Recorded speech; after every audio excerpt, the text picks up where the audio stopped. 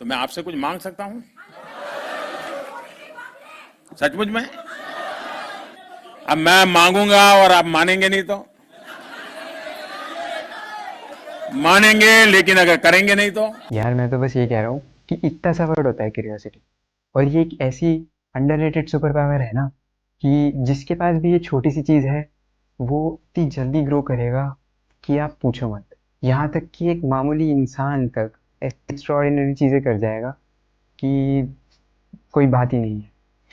And curiosity इतनी खूबसूरत चीज़ है, उसको आपके टैलेंट की भी ज़रूरत नहीं। नो नो, उसको सिर्फ एक क्वेश्चन चाहिए। What if, what if I try? What if I fail?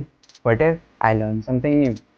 So, curiosity वो चीज़ें कर सकती है जो आपका confidence नहीं कर सकता। So, stay curious, my people, and wait for my podcast. Curiously, curiously.